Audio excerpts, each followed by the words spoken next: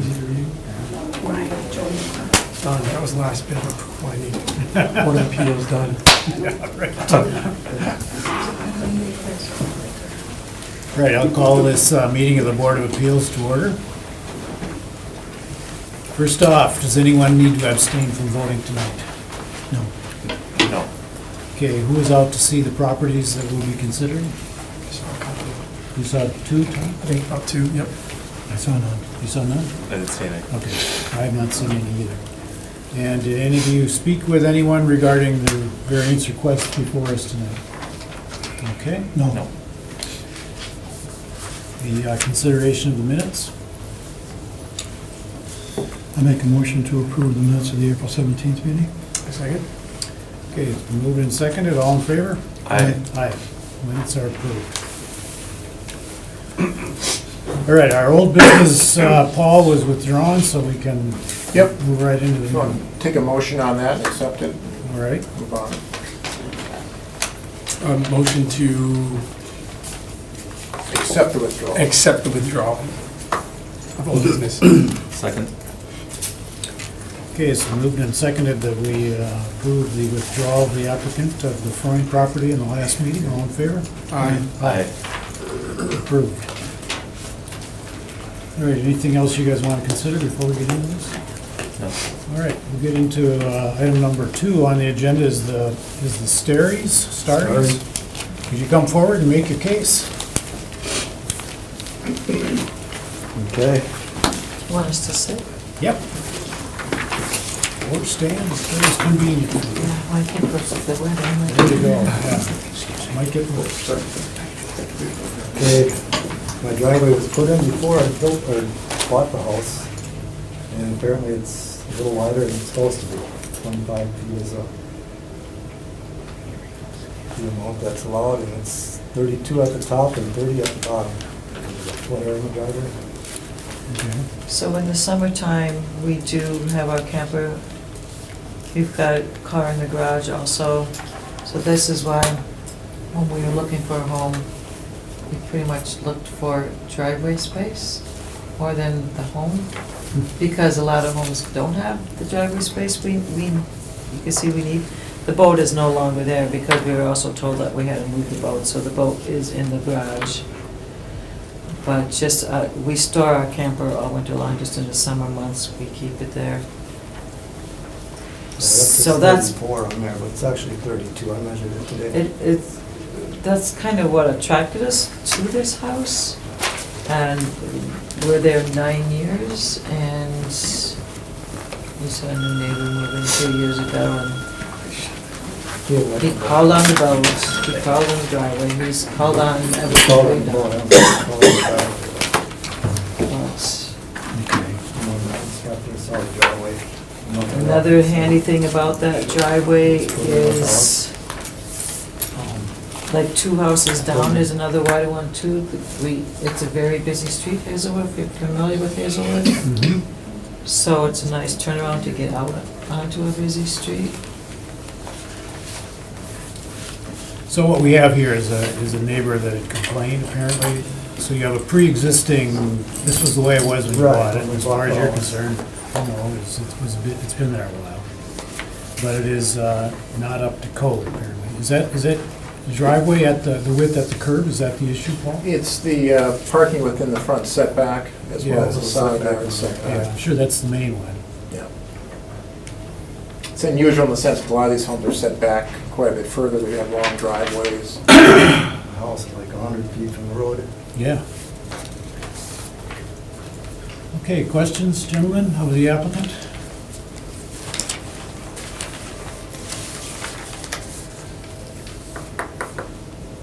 All right, I guess we'll deliberate amongst ourselves. You could have a seat. We'll talk a little. Welcome, Noel. Thank you. We're now at full strength, let it be noted, we have 5 members. This is a first. It's a first. Your thoughts, gentlemen?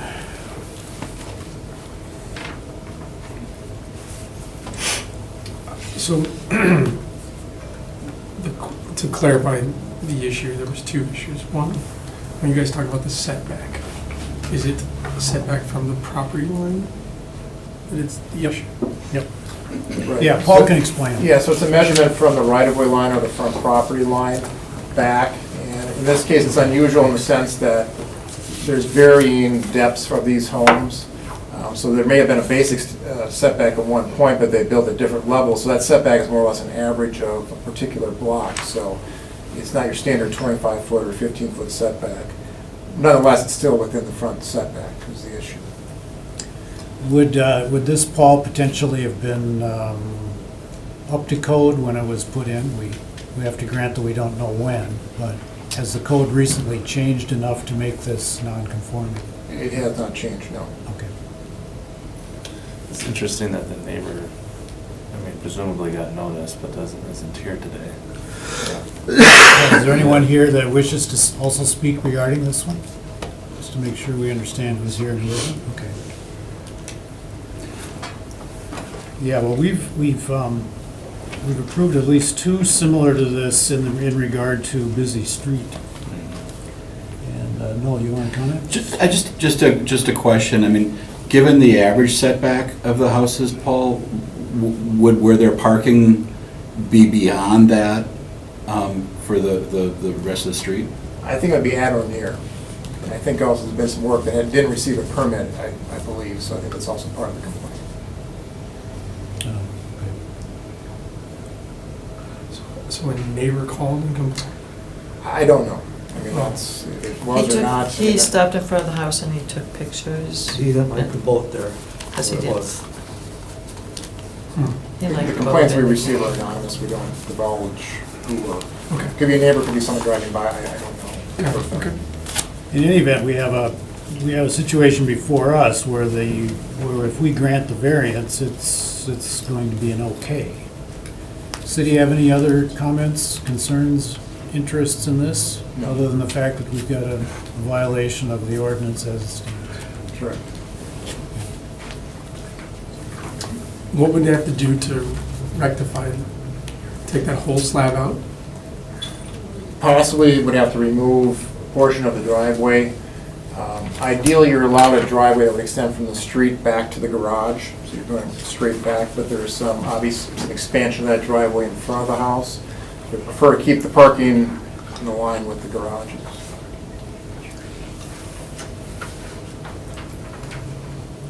I'll explain to you the reason why I would be in favor of this variance. Even though it is parking in front of the house, I anyway would give the applicant the benefit of the doubt regarding when and how this was installed, certainly before his time.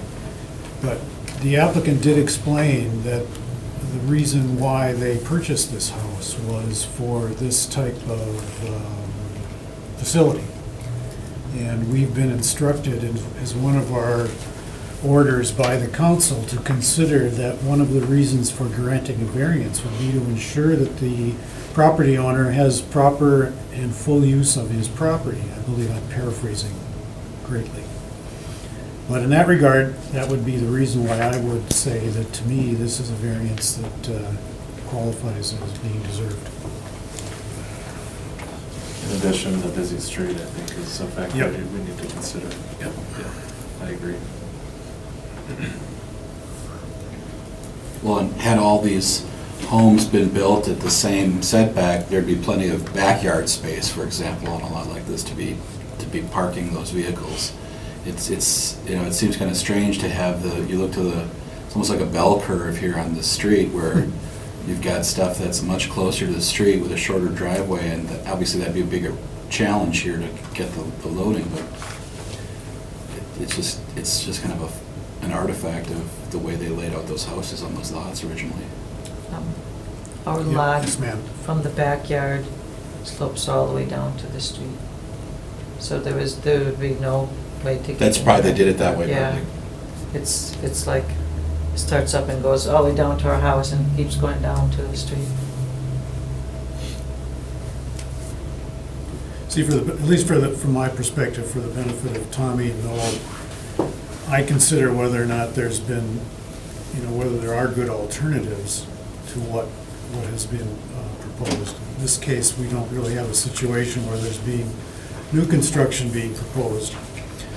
But as the applicant points out now, there really isn't, and as Noel has pointed out, there really isn't a lot of opportunity to have done this differently in the first place. Hmm.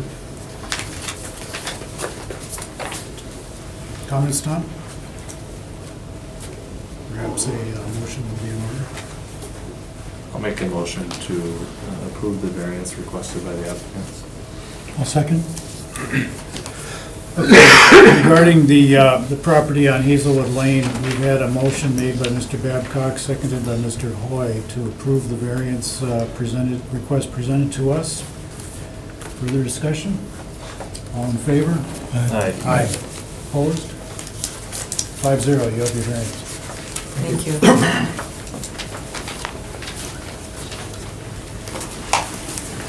Okay, we have item number 3, Mr. Shackner. Good evening. Good evening. I'm Glenn. Hi, Glenn.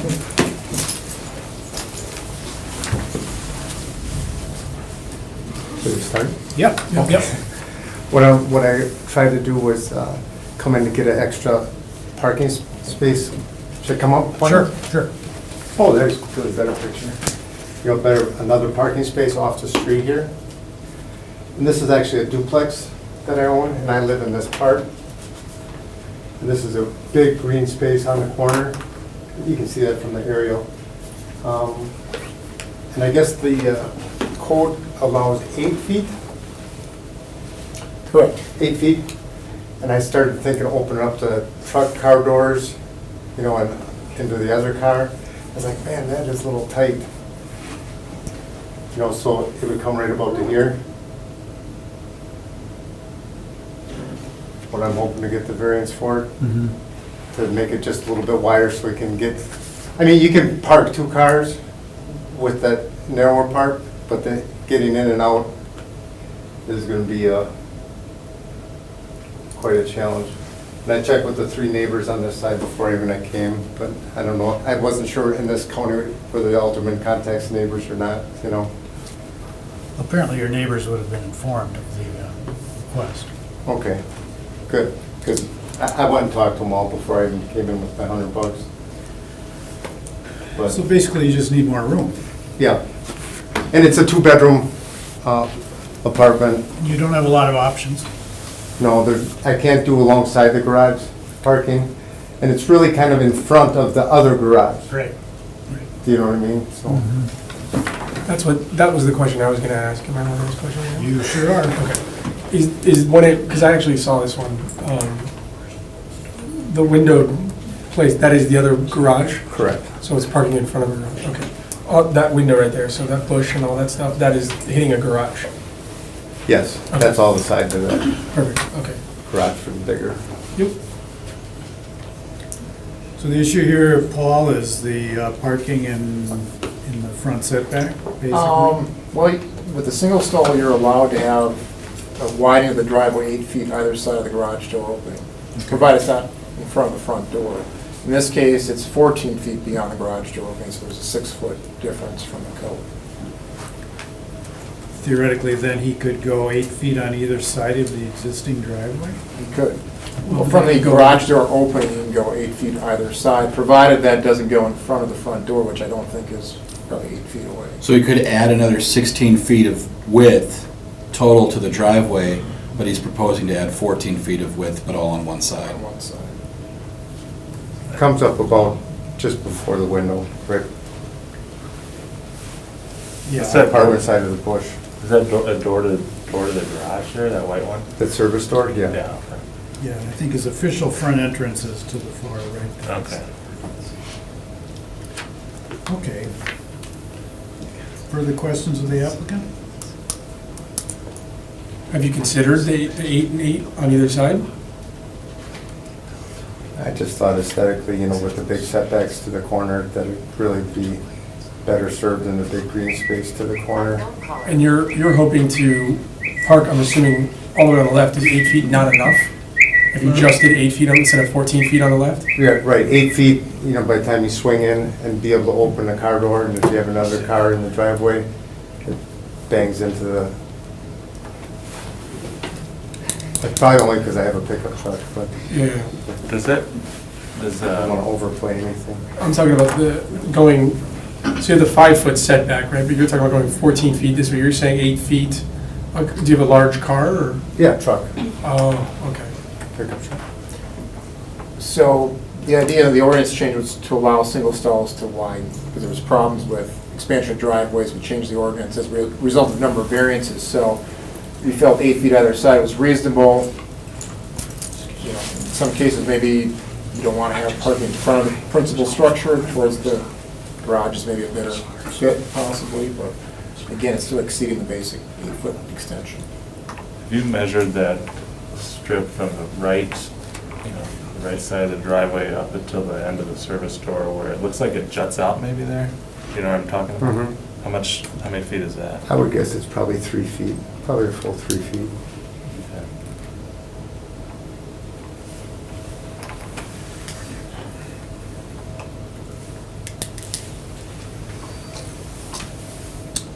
No questions? More questions?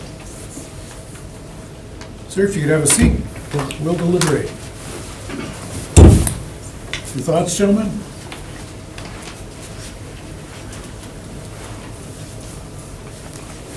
Boy, we're talkative tonight. Go ahead, Tommy. Well, my just question is what I was asking is that 8, again, coming from California, everybody here owns big cars.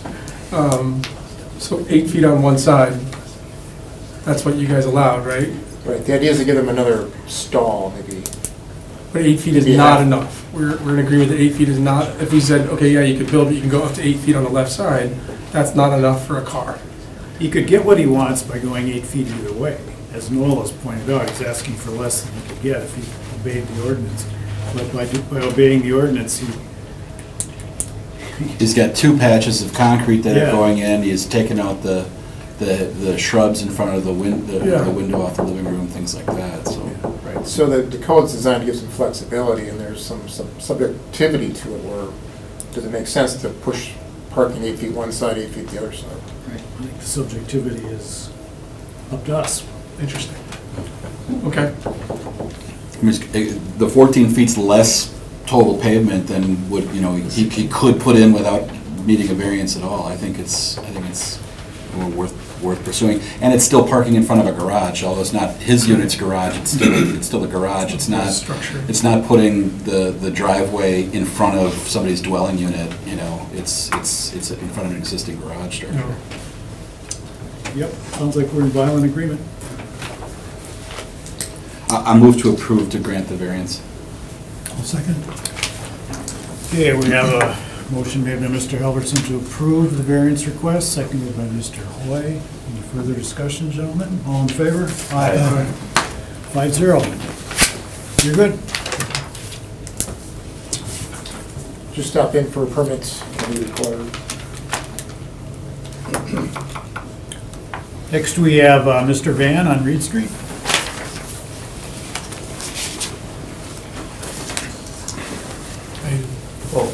We have Mr. Stoyer who would like to be here. Correct, he had a traffic thing to do.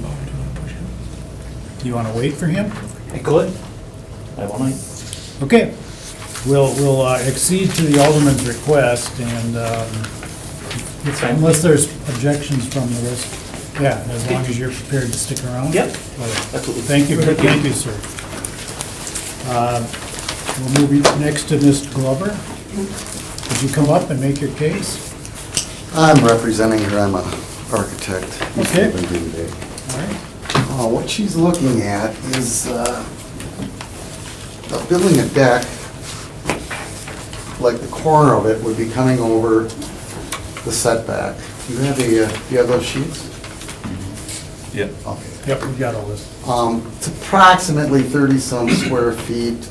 You can see where the city clipped that corner off. When University used to be 2 lanes way back when, that corner was square. And I don't know when it happened, back in the 50s or whatever, the city needed that for a vision thing, and they clipped it off. Now, the original building is built 3 feet over the setback line, but there's nothing you can do about that. It was built that way back in the 1908. Yeah, it's old. It's It's almost historic.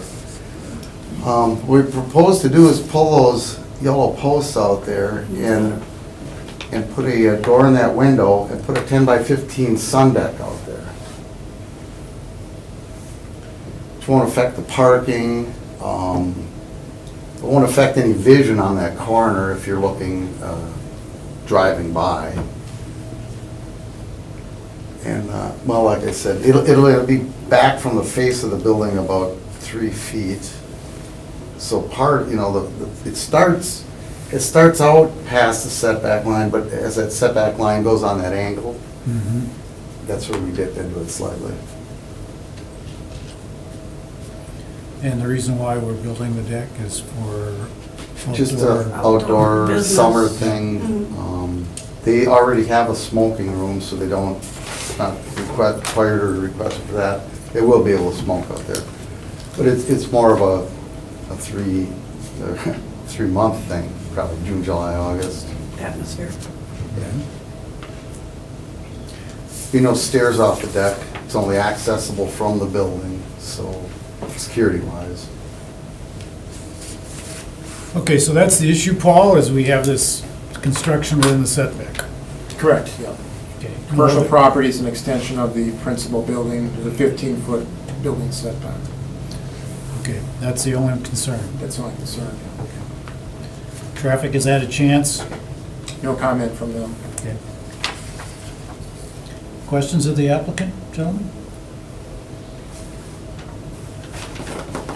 Actually, so how much, because it doesn't give the scale, I guess it does, but I don't know how to read these. It's Yeah. approximately 35 square feet. And how much of it, it looks like a third of it is gonna be over that property setback line, a third of the structure, is that For the fair? deck? Yeah, More like a quarter, a quarter of it? somewhere in there. Okay. And I'm assuming the going closer to the gas meters is because of code, you can't go too close to those, you have to have a certain setbacks against the gas. Well, meter. we want somebody to get in there and be able to read them.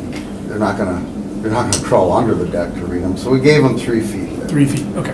I just wanted to know what that gap was, okay. Mhm. Those are my questions. The asphalt goes all the way up to the sidewalk, even Yep. though, the property line doesn't go there. Is that all maintained by you? Yes. So if the property line actually followed the line of the sidewalk like it does on the rest of the lot, this would be this would be beyond the setback, would it not? You know what I'm saying, Paul? If you look at the overhead, if the lot line conformed to the edge of the sidewalk like it Oh, does. then it would be everywhere all the else. way inside straight. of the... Yeah, if it would follow the curve of the sidewalk there, then we wouldn't be having this conversation. There's some of the uniqueness of the lot. Yeah, Yeah, It's because it's like of the- they just cut a corner rather than, That's right. even though they're not using all of it, you're using some of it for parking, but, okay. Where is this site concerned? Is it that area that's, in that half pink. circle there? Yeah. It's a Just dotted that little line kind of corner. cutting through it. The triangle on the left of the deck. Okay, yeah. So you're saying it doesn't impede that sight line?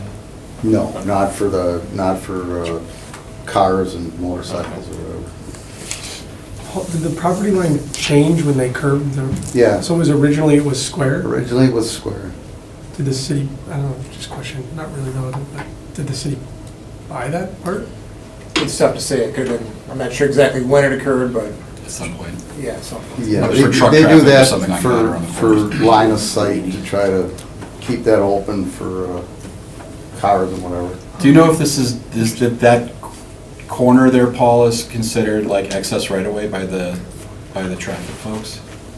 That's never come up as a topic, I mean, Oh. we could look into that, I guess, but Or is this actually the extension of the old street? Look at it, it runs it's the railroad. off the, well, the railroad Right of is to way. the west, but there's a street that comes off there. It looks like it's actually was laid out to be a curve for the street that's now been vacated there, right?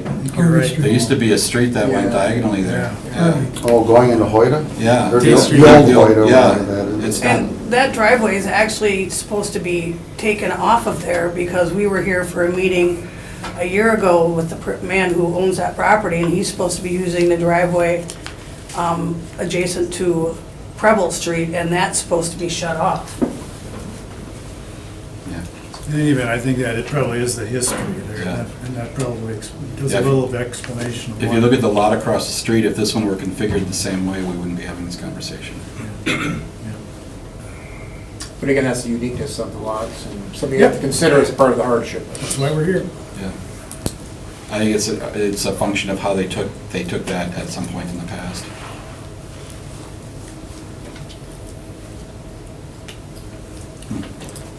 Why don't you guys have a seat? I think we'll figure this out amongst ourselves. Thank you. Alderman Moore? Yes, Mr. Moore, would you care to comment on this? Yeah, in fact, with this map up here real quick, I'll just say, I think it was 13 or 14 years ago, Day Street was extended all the way through right here. And I'm not sure what the relationship of the corner is with Day, but it makes sense that if there was a right turn on Day, that would have been clipped out. That was vacated, like I said, about 13 years ago. The owner of this property has a site plan right now that's moving this entrance to be squared off with Preble. And then this will be closed off and actually a parking area right there for a mini warehouse project that's, I don't know the status of what's going on with that right now, but as far as this project, I just wish the deck was a little bigger. We look at the University Avenue development plan, you know, and a big thing that we wanted to see with that was more outdoor gathering space. So instead of people sitting in a dimly lit bar, you know, being able to come outside and get some fresh air and be seen when people are driving by. So I think it's pretty important. I think it's a good addition. You've got a good business owner, mortgage is paid, it's not going anywhere in over 5 years, and that's one tavern I've never had a complaint with. So I definitely support it. Okay, good, thank you. All right, gentlemen, comments? I'd almost say to the city, consider, you know, quit claiming that sliver back to the property owner and be done with it. But I'd support this as long as they don't put palm trees, fake palm trees on the deck or something. You don't have to worry about that. I'd say that's pretty safe. I'll make a motion to approve the variance as requested. I'll second. Okay, well, regarding the property on University Avenue, we have a motion made by Mr. Everman, seconded by Mr. Hoy to approve the variance as was presented to us. All in favor? Aye. Aye. 5-0. Thank you.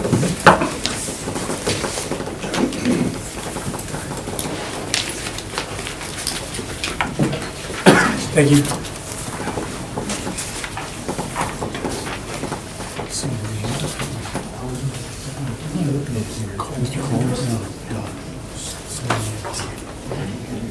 Mr. Kolb.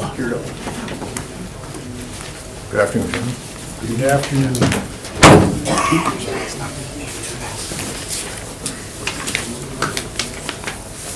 So, the project I'm pursuing here, as you know, the lots on Eliza, 54 wide, 240 deep, so everything's pretty narrow, side-to-side yards. I don't know if you got pictures there, so this is my neighbor to the east, John Wolchek, long-standing tenant. No problems with John. The other side, to the right of that, you know, there's another photo, right to the other direction. I don't have all of them. To the west, I've got okay. some. Oh, sorry. The main one is actually the other side to the, I don't have those. oh, that's too bad. Here, let me just, because she's doing a great job. Molly O'Keefe bought the house at 1164, which would be one to our west. Renovated it, did a great job. The house actually sat vacant for 26 years as I was the neighbor there. Cared for the lawn and did the snow blowing and stuff like that. And tried to put shrubbery between our two properties there, but nothing took. It just, we had 6 big trees. And the roof structures, this was Molly O'Keefe's house. She's done renovation work on that home very nicely. It does look nice. Yeah. And so we're talking about the gray house. The gray house there, yeah. She's done a great job and great person. We're in mutual agreement here that the shrubbery never took. Like I said, I've tried over 26 years to try 2 different plantings and just never got any tall shrubbery growing because of those root trees and things in there. So I'm residing to the fence, and I, a little reluctant, here's a little more contemporary look on the height I'm looking for is just a little bit higher than the 6-foot ordinance. Molly's got a work vehicle that sits over 8 feet tall, frankly. And that I don't think we have pictures of, but this is looking out my addition to the home, looking out the back, 3 bay windows. I've got 3 60-inch square windows, so it's a nice view to the backyard. And now I see everything in her going on in her garage and in her workshop as she's working out of her shop. So we went from 0 privacy for 26 years to, or from all privacy to 0. It's just like, so I'm struggling with the, and there's certainly no animosity with the neighbors. I appreciate what she's done for the neighborhood, for the house right next door, as is the other side next door, and 2 doors down, it's on Roosevelt rather, so we've got permission on the Roosevelt Street neighbors. No one's got an issue, and my ideas are not to do a full 40-foot wall of fencing, but 5 8-foot sections, if you will, and just kind of staggered. So if I call it a fence or call it a trellis, or I think it's borderline there with. I just want to go a little bit higher than a 6-foot because as I sit inside of my house. And here's just to look at our patios are literally right there. There's no privacy between for either of us now on the idea she's brought to her home in the backyard. Her deck and my deck are like 10 feet apart. So, which is great. She's been a great neighbor. I'm just looking for a little bit creativity and contemporary modern look with the cedar fencing. Okay. I understand. No, again, I can't buffalo you with any true hardship other than just that stuff. There's no. Okay, well, I understand it anyway. Gentlemen, any questions of the applicant? You want to put up a fence, it's taller than the city thinks you should have. You're here to say that I think I have a good reason why, and it's privacy. Yeah. I understand it, and I tried, other. You have tried, and natural green growth won't seem to do it, so. All right, questions? If you could have a seat, sir. Okay, gentlemen, what do you think? I'm okay with it. I think, neighborhood changes with time. She's got a 8-foot-high vehicle, and she's working out of there, and he has had privacy over time, and he wants a little bit higher so he can continue that privacy. I think that's a hardship. I agree. I think privacy is an issue here. It's privacy that'll benefit both parties on either side of the fence. Good fences make good neighbors, so I'm okay with this too. Yeah, the fact that there is no arbor vitae Yeah, alternative due to the lack of sunlight. trees. Yep. I'm good. You okay? I make a motion to approve the variance as requested. I'll second it. Okay, regarding Mr. Kolb's property on Eliza Street, we have a motion made by Mr. Roy, seconded by Mr. Babcock to approve the variance request as presented to us. All in favor? Aye. 5-0. Thank you. Make sure to stop in for permit change. Okay, Mr. Stoyer's back. We'll jump back to number 4, Mr. Van.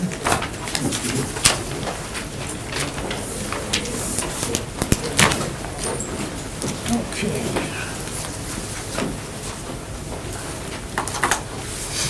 And Mr. Van would like to put in a garage.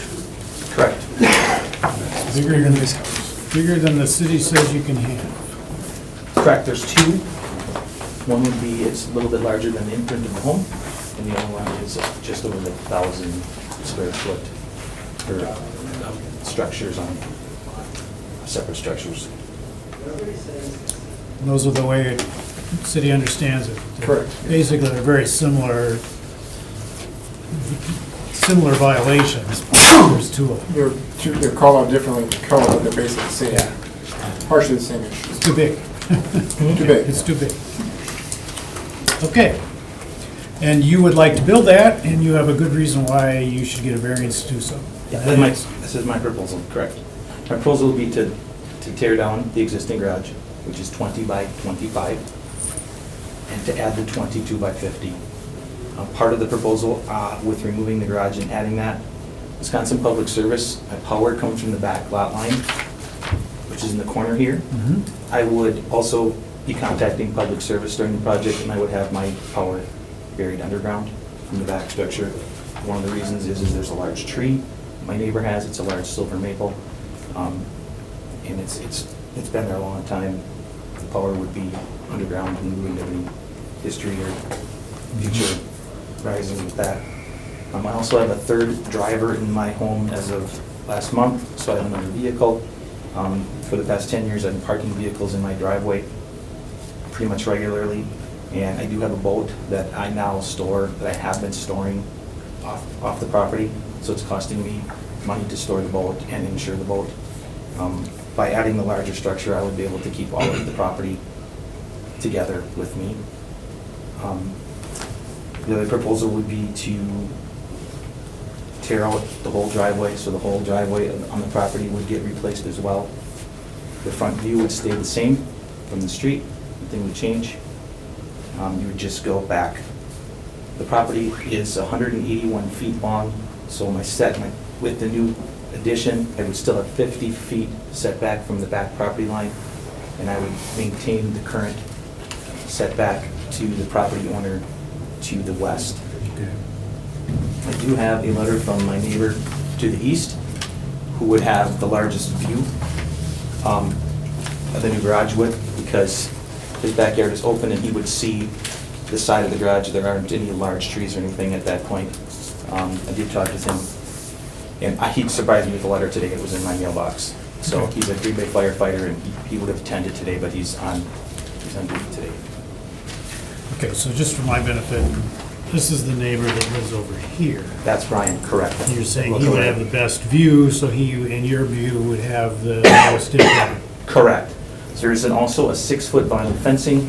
This neighbor, No, the one, this neighbor. The one with the pool or the one without? The one without the pool wrote the letter, correct. because he'd have a view this way.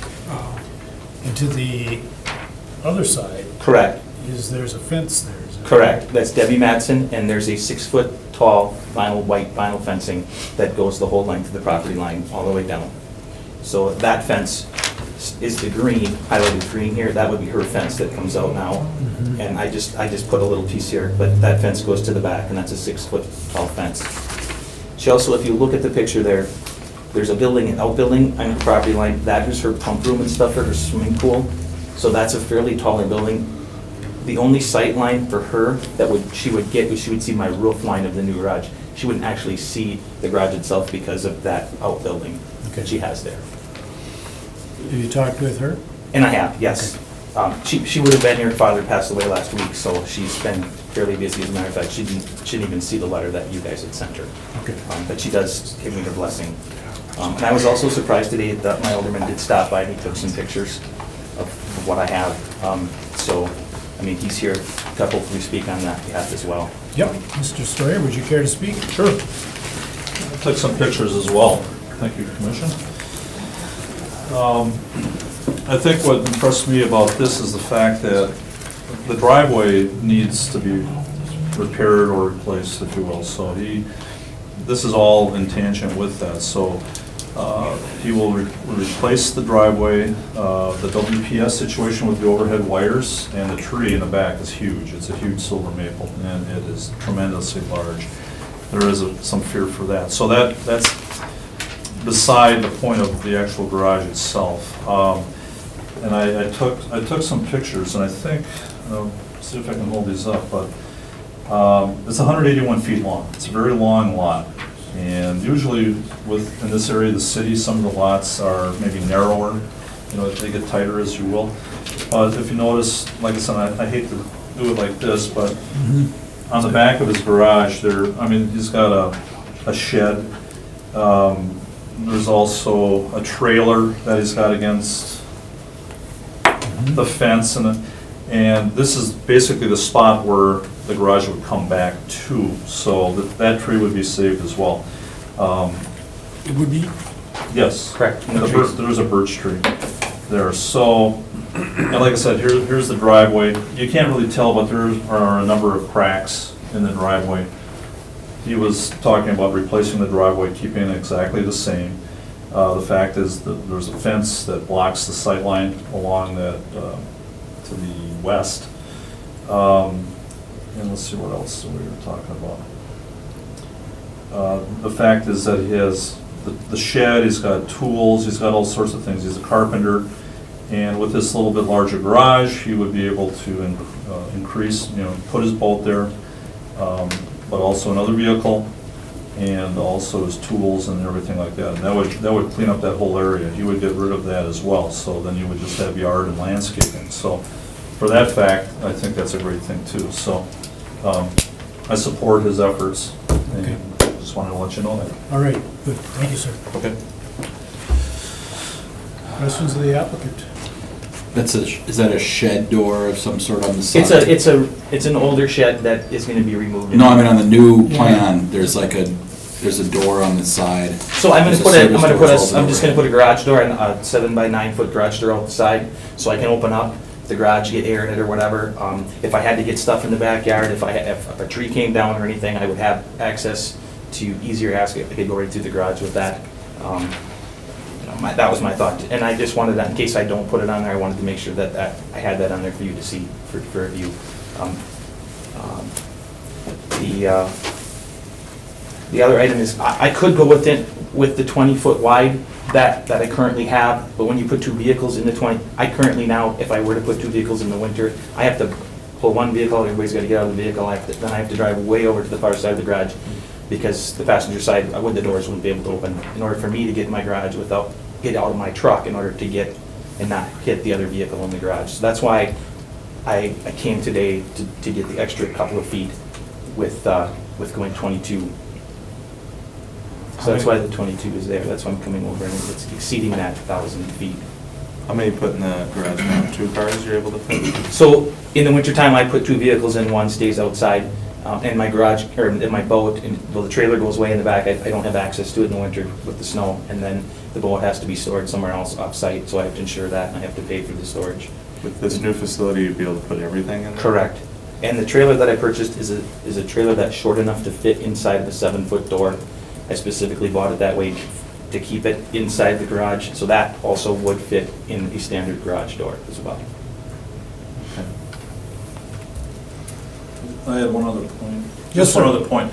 Eric mentioned too that what he'll do is he'll pull up the driveway, and then he has to open up his fence, his gate to the left, and he has to drive, if he wants to put something in the back, he has to drive onto his yard and kind of chews it up. So that's just another factor, that if he had a larger garage, he would be able to fit his vehicles in and not worry about driving on the lawn. Oh, yeah. If you wanted to mention that, Eric. Yeah, that's how I get the trailer in the back. I have a fence that I kind of made up where I took the post out.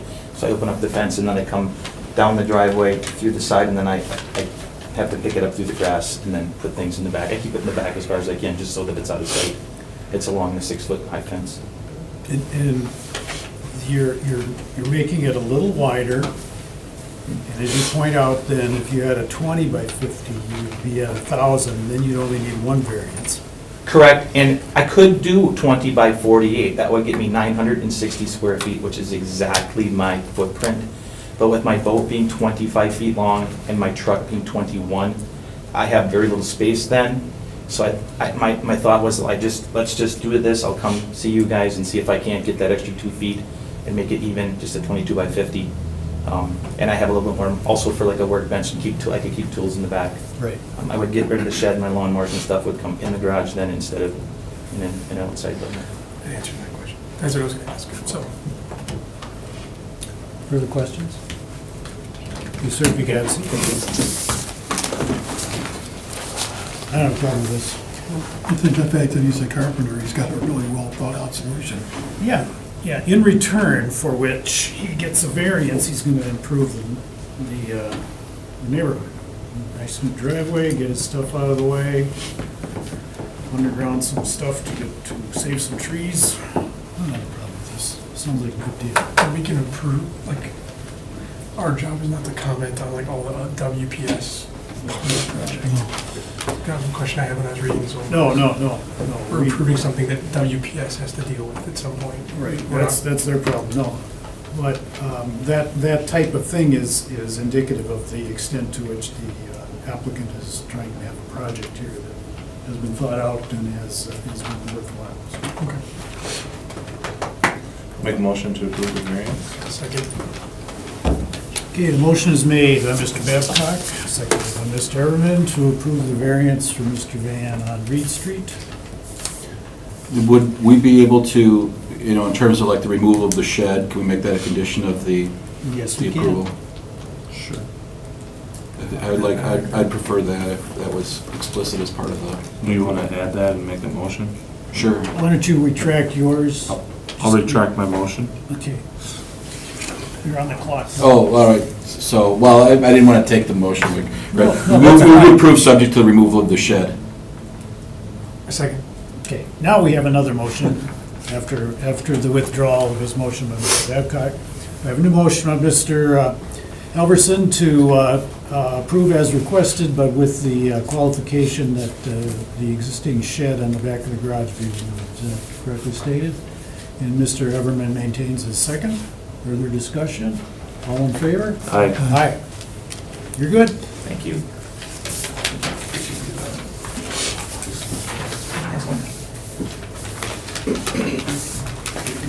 Okay, where did we leave off here?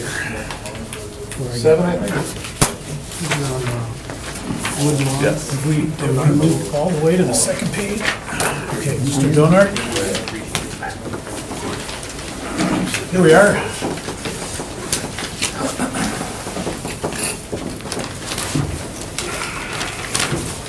Mr. Steuer's going to assist us again. Okay, Mr. Donart, if you can make your case. Yeah, I have these specs. Okay, very good. Just two better pictures, huh? Okay, They're we'll all put put these two. together. And show these out here too. Okay.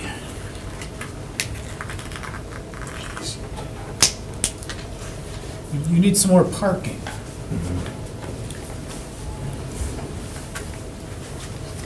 And the way you propose to get it requires another driveway, and it requires, so we have two driveways, Paul, and we also have another concern here, directly in front of a, Parking in the front setback. parking in the front setback, basically, yeah, okay.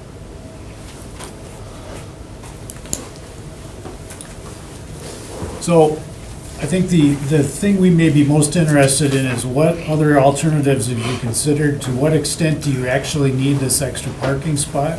Well, I've owned that building for a little over 30 years. When I first bought it, it was really run down, and the landlord didn't care who we rented to. We live right across the street, and I did home remodeling for a living, and so I fixed it all up, did a lot of improvements on it. And when I first bought it, I had 5 parking spaces, 2 in the garage and 3 outside, and 3 or 4 were plenty. But nowadays, every couple or whatever has 2 vehicles, not one. And so I'm to the point right now, I have 5 parking places, I need 6 in order, in order to rent to good families who would enhance the neighborhood, because they have 2 vehicles, I can't rent to them. How many apartments are rented out of this building? There's 4 apartments. There's 4 in there. 3 one-bedrooms and a 2-bedroom. And there's a single guy on each side upstairs, they use the garage. And then there's a couple downstairs that use 2 of the driveway parking spots. And a gal downstairs with pickup truck is moving. And I have a couple that wants the place, but they have 2 vehicles. And as far as putting a parking spot on Woodlawn Avenue, on the end of the property, there's a city tree in the way, and then the gas meters are against the building. So that's why I thought proposing that would be the best place to put put the parking spot.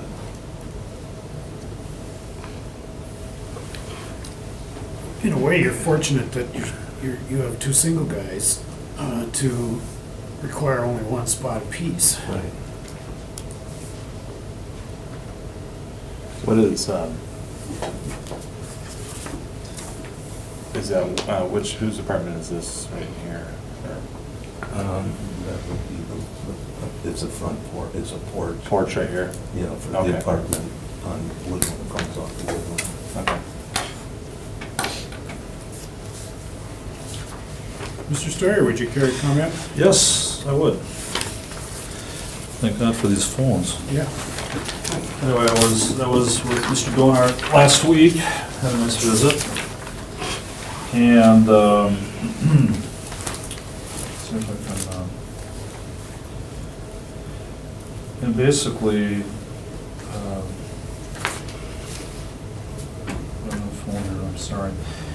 Okay, like Mr. Donart said, it's actually the last house in my district. We have 3 different alders that converge right at that point. So it is a highly visible area, or spot, if you will. The building has been markedly improved. So with that being said, that has improved the neighborhood to quite a degree. We've had issues with homes in those areas where you have smaller driveways, and because of the nature of society, we need more spots. You can see where the grass starts. You got that little strip right there, but right to the right there, he's talking about having one spot added to that. And my understanding from Mr. Donart is that there's something about the ratio of grass to concrete. Isn't it like 50-50 generally? Is that something in that order? I just wanted to... Yeah, there is an impermeable surface. Right. So according to this plan, it sounds like it would be more like 60% grass to 40% concrete. So with that being said, that's one advantage with that. I've had other areas that have had, larger areas of concrete, and, that can possibly detract, but I think with this, you're looking for one spot. The driveway, if there is an issue, I think, I have no problem with the parking spot. The driveway cut though, I don't know what that would be. That would be 12, a little more than 12 feet. You'd have the apron as well. So, I think with the size of the property, it's a large building. The landscaping is fabulous around that area. Like I said, it really has been an improvement to the neighborhood. That building was really in bad shape for some time. Mr. Donart and his brother had business for years. A lot of it was word of mouth, but they did siding and all sorts of things. So he did really improve that structure. With that being said, I looked at it. Alderman Dwayne came down as well, and he's here to testify as well. And Bernie Erickson from the county supervisor came down as well. He's a neighbor. So we have a few folks here that would be willing to chime in on this as well. I have no big problem with it. Looking at the size of the structure, I think the fact of the matter is that, and you brought it up, Don, as far as, we're fortunate that, 2 of the people are single, so you have one vehicle. There may come a time where that may change, and, I would say that this would be as large as to me, that you could go, one more spot. If you extended it any further, I think there'd be a major issue. So I'm okay with one spot. If it was any more than that, I think I would have a hard time fighting for that. You still have quite a bit of lawn to the left, that's wood lawn to the left. And you do have the tree there, the landscaping's very nice, and I don't think, you have some hostas and such that would be taken out. But I think, for the most part, with that extra little bit of concrete in that driveway, I think that it should not cause, I think, a whole lot of problem for that area. So I'm in support of it. All right, thank you. But Mr. Erickson? Good evening. Yes, hi. I'm Brown County Supervisor for that district. Okay. And I've also been Bob's neighbor for 48 years, coming up in about another week. So known him pretty well for a long time. And I'll tell you, when he acquired that property, the improvements just started to grow. It's always been improved. It's always maintained. As you can see, it looks very, very good. Without the green grass in the winter, it's going to look the same, except the green is going to be white. So he's out there with the snow blowers and everything, so it's always maintained. One thing that wasn't mentioned is we've got very limited street parking. Dousman has a bike lane on the opposite side of the street. That is no parking. Evenings, I think after 6 it is, I never park in the street, and then on weekends you can have some limited parking there. But other than that, Being a fourplex, they won't allow anything over 4 apartments. They won't allow you to park on the street. So none of the tenants. can- so we do have the limited parking then. Yeah. Yeah, not unlimited at all. The quality of tenants that Mr. Donard has brought into this property is an asset to the neighborhood. We don't have, it's not a fourplex or a duplex or anything where you see squad cars coming all the time. You never see them. He makes sure that he gets good quality tenants, and with good quality tenants, many times people have 2 cars. You get a married couple, so forth and so on. They move in for a couple, 2, 3 years. Maybe they start to have a family. Maybe they can still live there for another year or so with a family. So I'm all in favor of it, and I think the only thing that's going to do is be another asset to the neighborhood. Okay, good. Thank you, sir. Tom, you want to speak? Yeah, thank you. Yeah, I went over and talked to Mr. Dar too. I think what the hardship is, like you had mentioned earlier, with this, the party's taken out, it really isn't as far as it looks, would be. I couldn't believe though, as much landscaping they have, and that's what Green Bay looks for. What the hardship too is, if someone else does move out, it's gonna be harder, because more and more cars. I did want to say, I talked to Randy Scannell, the alderman across the street, that, I mean, they're across the street from each other. So you do have 3 different aldermen. He was all in favor of it too. He thought it wouldn't take anything away from what it looks like, especially the way Mr. Donor has kept it up. Here you have a gentleman that literally couldn't stand looking at the place across the street, and finally just went and bought it, and you know, with his expertise, built it to what it is today. I know it's a kind of unique situation, but I see that in my neighborhood all the time, people asking for extra cars or extra streets, and I really can't help them because of the extreme, they don't have this type of property, the amount of green space and all that. So I think from, you know, knowing this gentleman, looking at what he's done, and I don't think this would look bad at all. I think it would fit right in. Of the neighbors that I talked to too, because I went and talked to some with Supervisor Erickson, Mark was in a meeting, so I went down and talked to him, and they all loved the guy, didn't have a problem.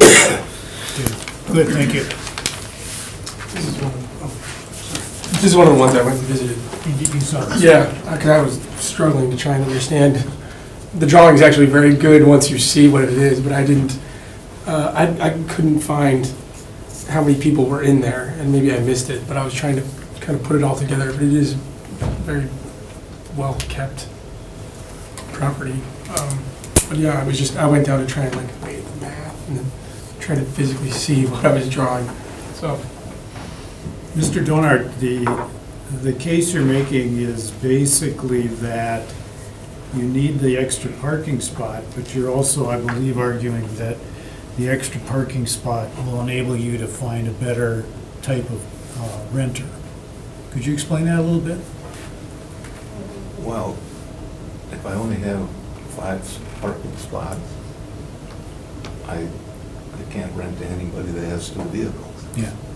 And couples that both work have 2 vehicles. And if they work, they're the residents normally. Yeah. And most of these people that come to rent wear their best clothes and give you the best spiel on how wonderful they are.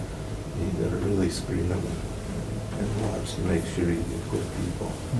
And, like I say, if they got 2 vehicles, then I'm limited to rent this to a single person.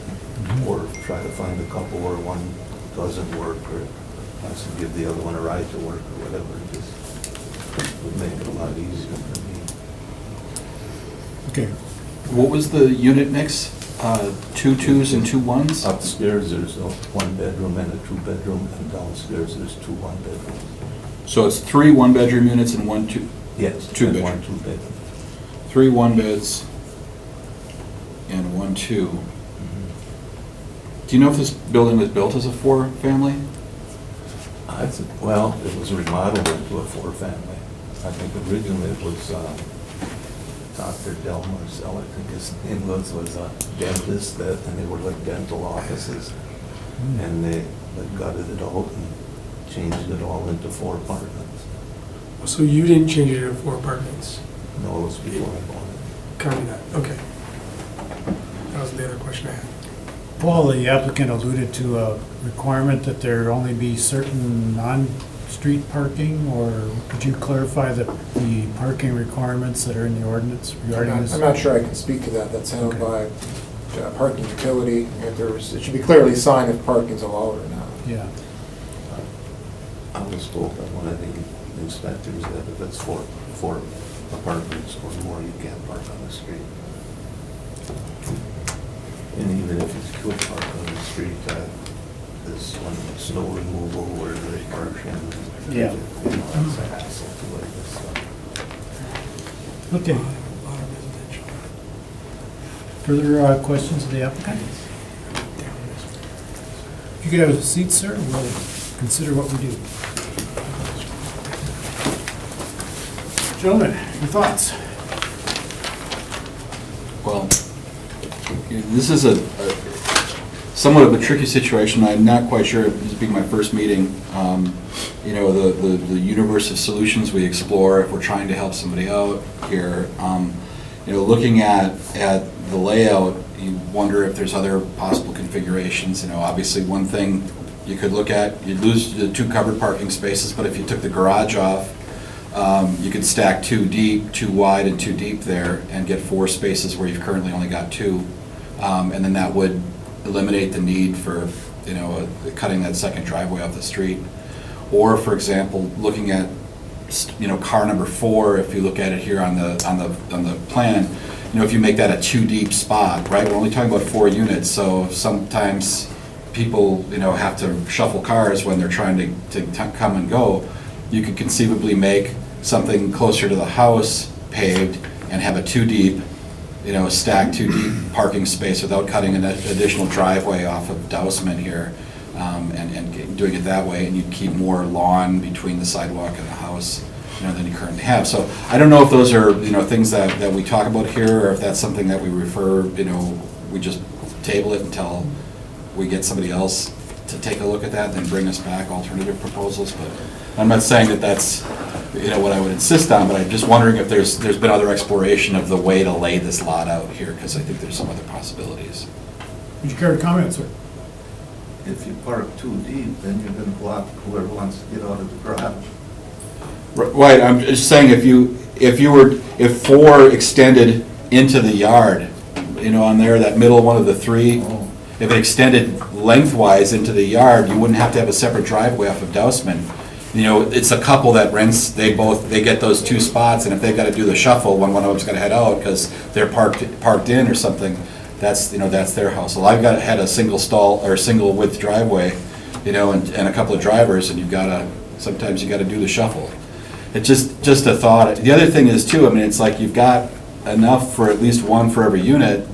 I mean, it is possible to say, and granted you don't have a lot of commercial around here or something where you could say to the tenant, hey, you know, if you've got additional cars, it's great, but I've only got this many stalls, you've got to find another place to park your second vehicle. It's not like there's an office building nearby where they might be able to rent a spot or something like that. That's a bit of a challenge, but you know, it is a really well-kept property, and on one hand, it's a shame to just pave over some of that lawn, but I'm just wondering if there's ways to do it without cutting another driveway on Dousman. Well, I would not be in favor of him taking down his garage. Well, that's another marketing thing too, right? You've got covered parking there that you can charge a premium for those. Right. And with respect to the number of tenants, I've been a landlord, and I played the shuffle game. And if there's a way to avoid the shuffle game, it makes it a lot easier for him to rent.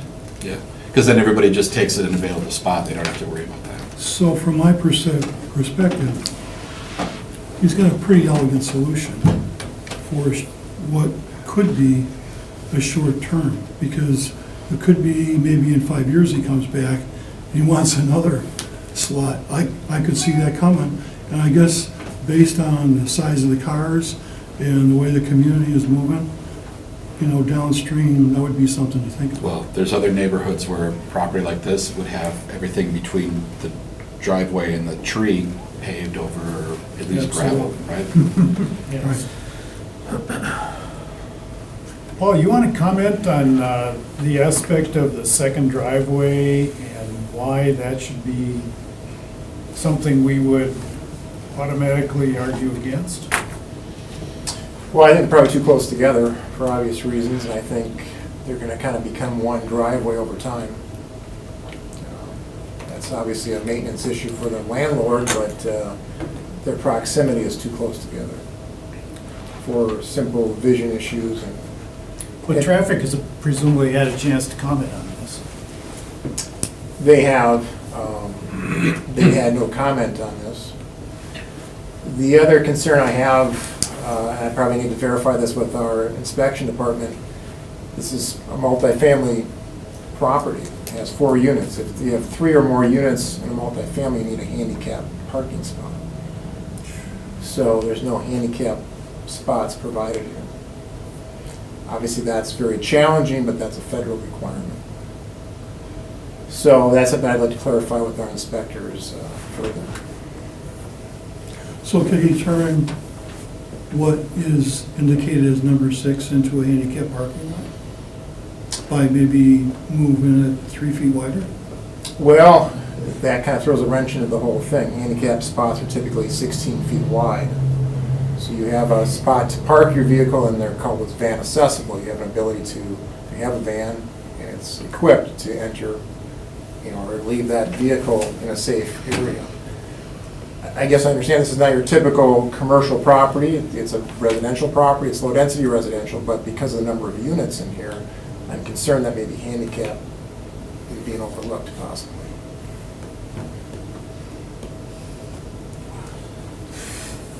So again, it's a non-conforming use in the current zoning district. The parking is what it is. I mean, but I think the point is that if you're expanding the parking, then I think you have to think about that handicap, the ADA requirement, because again, it's 4 units. Even though there's some single units in there, you're not allowing a disabled individual to. You say this is a non-conforming use, Paul? Right, so it's a low-density district. It's a 4-unit, as I understand it. It looks like it was maybe an old 2-unit back in the day, but it was further divided up at some point. I don't know when that was. So you're saying that in the zoning that it has right now, a 4-unit would not be permissible? Permitted, yeah. So he's already kind of being grandfathered in that regard? He isn't, right? I'm not here to judge the use. I'm just pointing out the fact that that use is not conforming, which is compounding the problem with on parking, because you've got 4 units. If you had 2 units, obviously that would be different. I'm not suggesting he change the mix. I'm just saying that that is making the problem more complex. Well, the reason I asked is does he need to get a variance regarding use? No. We don't give No, it's- variance for uses, we No, give it- variances for... No, it's a non-conforming use that can remain, except that that use is stressing the parking, obviously. Yeah. Okay. May I understand that, just so I can be caught up to speed? Because that was my question. It seems like it's a problem just getting worse and worse. when he bought it, it was already, whoever made it at that point was out of code, or, Yep. but he's okay, because when he bought it, he's, like you said, grandfathered in, saying it's okay, Correct. correct? Yes. Okay. It's not a legal term. It's a term that we throw around perhaps too loosely. Well, I mean, that's my thoughts, because when I was looking at it, I was like, wow, this is just, I didn't know if he had done that, or it was already clarified that he bought it that way, but like, it's not right for that area, you know what I mean? But there's great tenants, and I appreciate all that, but it doesn't fit what's happening around the area, you know what I mean? And it doesn't fit nice and neatly into the zoning code, and that's why they're here talking Right. about parking.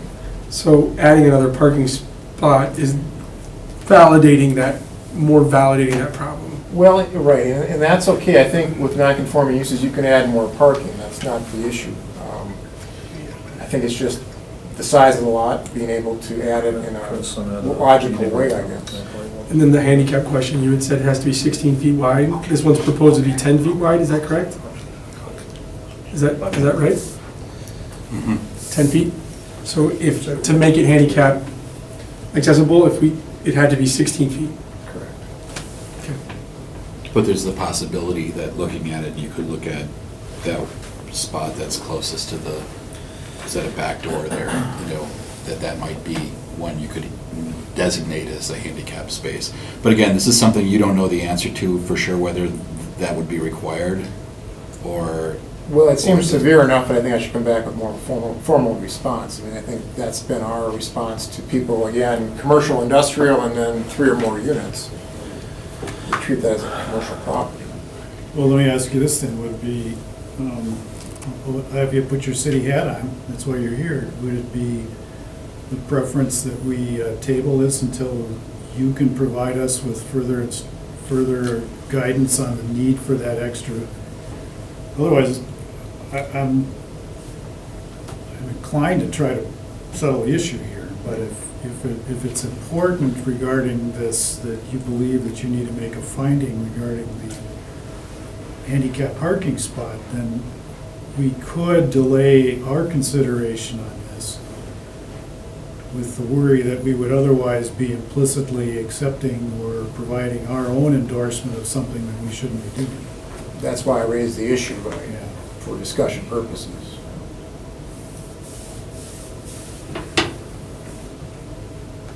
Sir? Just a quick point. Okay, you got the new driveway that he's looking at, and you got that small grass median, if you will, between there. What is the normal distance that you should have between driveways, adjacent, not adjacent, but two driveways in that area? Is there a certain... You're only allowed one driveway cut per street frontage, so, you know, again, technically that's another variance issue. You're only allowed one driveway cut. You could eliminate that drive and, as Noble talked about, utilize one drive, but then that provides other complexity, I guess, as far as the layout, or logistics, I guess. Right, or saying, well, just, allow the driveway to be that much wider and cut that piece of grass out there. Then you only got one opening, but that's more pavement too. Yeah, I'm inclined to not do a whole lot of redesigning for the applicant that Right. wasn't prepared to get into, and I can see why he would want to leave that green grass there, because it may be difficult to keep people from parking wrong in that new configuration without that there. I guess I'll offer it to you guys that we have the possibility that we defer this for a month and let Paul provide the finding regarding the other issue. I believe that we can still, what we try to do for the benefit of Tommy and Noel is we try to not have our approvals end up being used as justifications for other approvals. It's kind of not where we should be. So I would be in favor of letting this go, but I'll let you guys make the motion if you believe it's important. Well, I'm of the perspective that we've got 3 aldermen with probably 75 or 50 years' experience dealing with constituent issues, and they have supported this solution. That's correct. As well as the county supervisor. And a community police officer. So, to my way of thinking, let's drive forward with the way it is. I'm, like I say, I'm okay either way. So if you care to make a motion, we can, I agree, for what it's worth. I feel the same way. okay. I make a motion to approve the variance request as requested. I'll second it. Okay, we have a motion made by Mr. Boyd, seconded by Mr. Babcock to approve the variance request as presented to us for the property on the corner of Woodlawn and, help me out here. Towson. Before we get into this, I'll just mention to Tommy and Noel, we're not a committee, we're a court. We're not looking for consensus, we're looking for votes. 3 votes will decide it. Just so you're aware of that. Sure. My goal as the chairman of this is not to provide consensus or to encourage consensus. It's to make sure we have a record that can be justified if challenged. Yeah, that's fine. And I'm going to vote no, not because I don't like the property or the proposal or the testimony of the folks here, but if there's outstanding questions, I'd prefer to hear the answers to them before I'm willing to assent, but I certainly understand the nature of boards, so. Fair enough, good. So we have a motion before us. Presumably the 2 people on my left will continue to maintain that motion and that second. Therefore, we shall vote. All in favor? Aye. Opposed? Nay. We have 3 ayes and 2 noes. You have your variance. Thank you.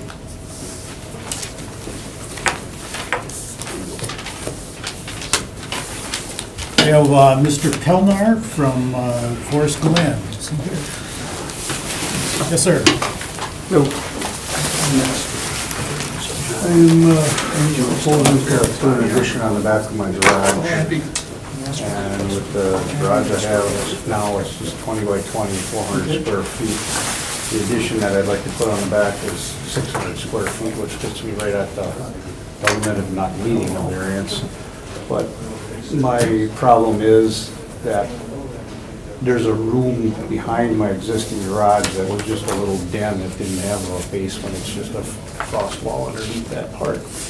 And because of the side yard property not being wide enough to access a separate garage, I need that little piece, that room in the middle to be turned into garage, which makes my garage space a little too large. But my problem is that adding that to the garage doesn't really do me much good because it has to be left open for access to get to the back part. So it's not like I'm gaining a lot of garage by adding that, it's just that I need that to access the back piece. All right, I'm confused. Maybe I need to be brought up to speed here. Is that, why don't you just take that room out and just have a door and a door and? Well, it's gonna be just a drive-through, that area between the addition and the garage. So that's not, This spot here? yeah, that's not being considered as part of the building, is it? Well, it was considered part of the house, but it'll turn into the garage. I have to knock the Oh, thing. okay, I'm sorry. You got it. Okay, now I So see. all of this would be garage? Yeah. Yeah. Okay, I see. I had a senior moment, sir, but very good. I think I have it now. Okay.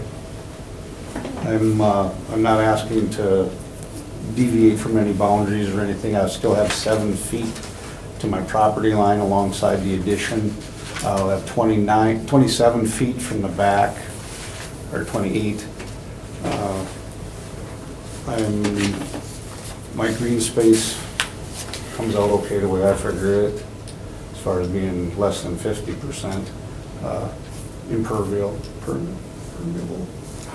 I'm also intending to bury power lines. They hang really low from the corner pole of my yard to where it comes out now. And I have the paperwork all in to have public service bury that line and be the telephone and cable too, be included in that How burial. will you access that addition? Straight through, that's what I need, that den is gonna just have the floor drop down to grade. Okay. Because right now it's just cement block and it's just sticking up that much higher. I just have to knock the couple cement blocks off to get it below and then it just drives straight through that room. But you're not actually using that space for, is it just like an Well, access way? now we've been just using it as a storage space, but like I say, I can't really use it for a lot of storage space when I put the addition on because I need it open to drive through. And the addition is for our camper and our truck that we pull a camper with. In our garage too, it's one where my wife has to drive tight to one side and I have to back in the other way so we can open our doors to the middle. So we have no room for lawnmowers and snowblowers. Oh, yeah, it's gonna be tight, but you've got, everything is essentially under one roof, correct? Yes. So how's that an accessory structure, Paul? Isn't that just a, It looks like it's part of the principal use. Yeah. Not detached. But I think it still is larger than the principal. yeah, Well, yeah, you can't put an attached garage on of any size, there still is a limit even though it's attached. But this right, is, proportional to the footprint of the principal Yeah. use. but this isn't really another accessory. No, no. Unless I misread the application, but no, that's attached.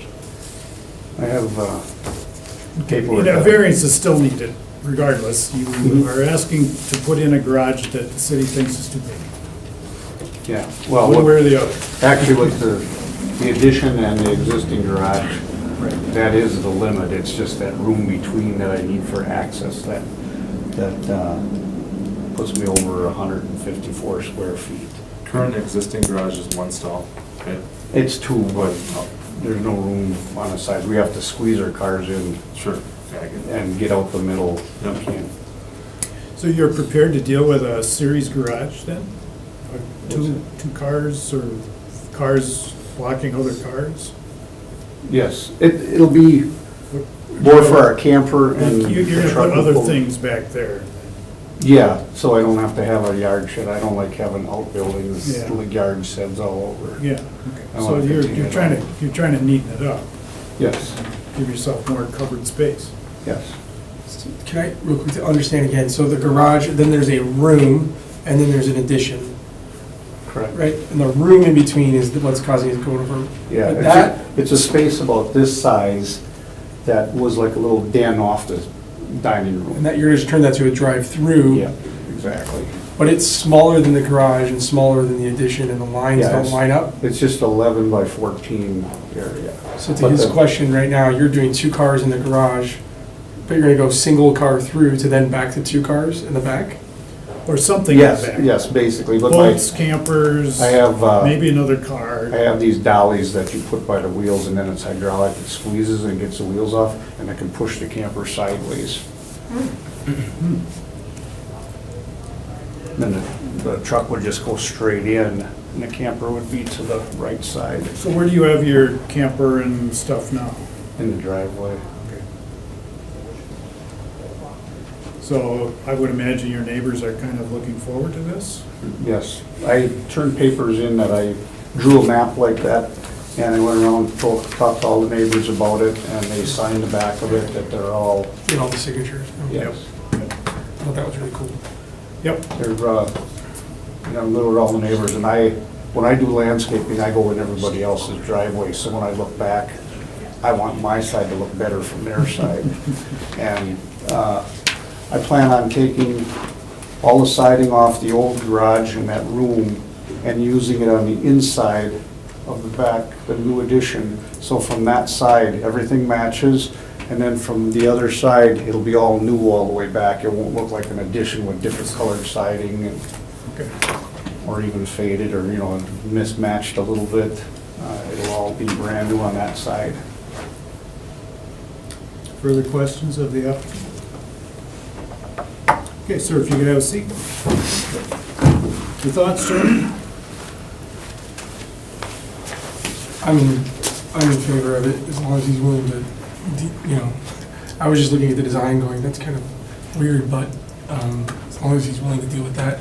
I do have a question that maybe is not relevant, maybe we could have that afterwards or whatever, but I've noticed that we have this 1,000 square foot limit on garages that seem to come up fairly frequently. Has the city ever thought of updating that? Because it seems like people are designing garages that are 100 feet past it, and it's not necessarily people being, I'm going for luxury, it's just this extra bits of space. Would it be updating that ordinance? Well, I think it's a pretty big garage. We don't see that many necessarily. We have seen more recently. This one isn't a case because it's an attached garage, but we usually don't have an issue because the principal building is typically large enough and we don't have that conflict, so. But the other I don't one, think- it's above the 1,000 square feet though. Yes. That one comes up, well, I'm new, but I've seen, what, 4 now? There's been, I think, maybe 2 or 3. Oh, And if you increase the garage size, then do we start seeing requests for 100 feet above that? yeah, Right. But that's true. It escalates. You I think had- that's why there has to be some threshold on it when they Yeah, come yeah. before the board. Just for your, we're not here to make a new ordinance. No, just a question about it, because the Yeah, cars are bigger. I know, People we're have- presented with the variance request Yeah. for the ordinances as they're written. And one of the things we try not to do is write ordinances. Okay. That's Tom and his group's job. Well, believe me, I'm telling you, there's a lot of ordinances that council members for last year have been talking about that some have been brought up 2 or 3 years ago, but it never comes forward again. And if they're not reelected, it gets dropped. But this one has been talked about, but because there's so few, do you really want to change what's typical? And so I think that's what happened with that some of the aldermen that had seen this problem said it's not that, like he said, it's, for some reason, it's been a lot more right now. But I tell you, people are buying bigger boats and bigger, you won't believe the campers and trailers I got parked in my neighborhood now. Everybody's traveling for some reason. Okay. Everybody's getting richer and I'm getting poorer. I don't understand it. Well, thank you for the context. I just wanted to ask. What Tom's exactly right. Thank you. They've got to write an ordinance somehow. They can debate, waste all their time debating ordinances. Or if they happen very rarely and infrequently, the relevant alderman can perhaps come and present arguments to us on a piecemeal basis. All of this is something we consider in our debate of hardship and need and justification. Okay. So, well said. Paul, do you have the aerial of this?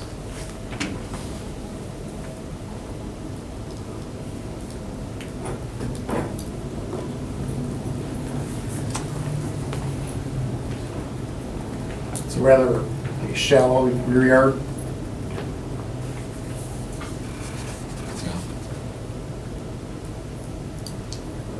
Believe it or not, we do get variance requests from people with 10-acre lots. Size does not necessarily mean you're gonna get more variance requests, but in these particular cases with these very small lots, we tend to get a lot of that, as people try to pack more and more stuff into an existing, and of course, the alternative is for them to leave it in the driveway, park it along the side.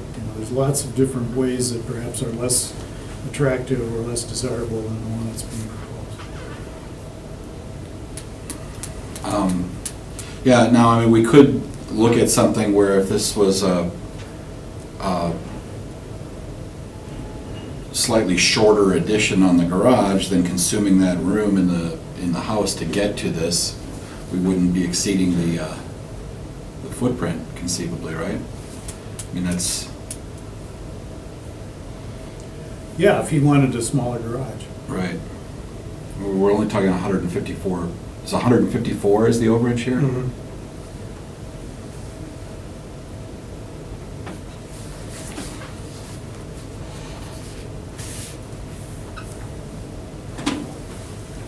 make one comment? Yes, sir. I have room on my property, and I would like to go 30 feet deep, but I didn't want to push it. I can be satisfied with the 30, and it's just that I need that access. So I agree with you with sticking to 1,000 square feet. You have to have limits somewhere. And like you say, you're getting a lot of people asking for variance, or often enough, that you still have to have a limit to start with. And I agree with that. And that's why I'm not trying to go huge, you know, I'd make my whole lot garage if I could.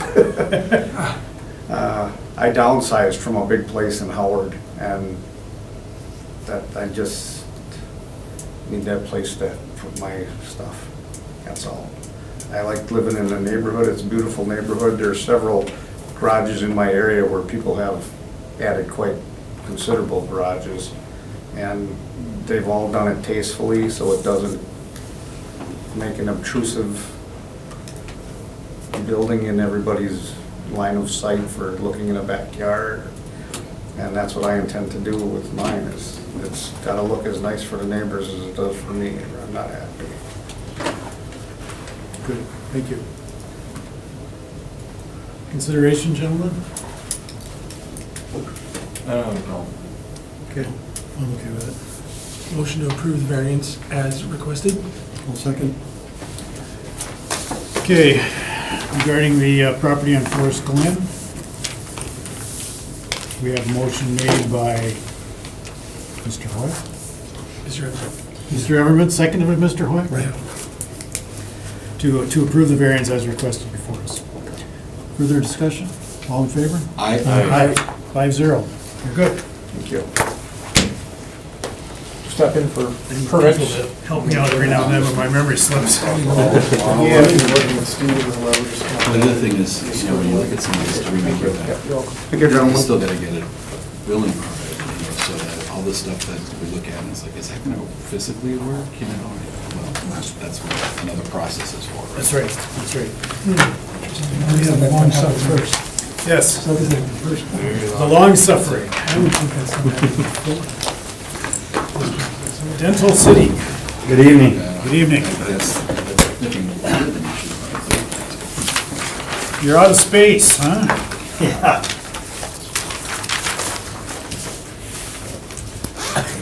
Okay, if you could present the case that you like to make to us regarding your situation. Well, I'm Dave Krauser from Bauman Associates, and I'm representing Dental City in this request.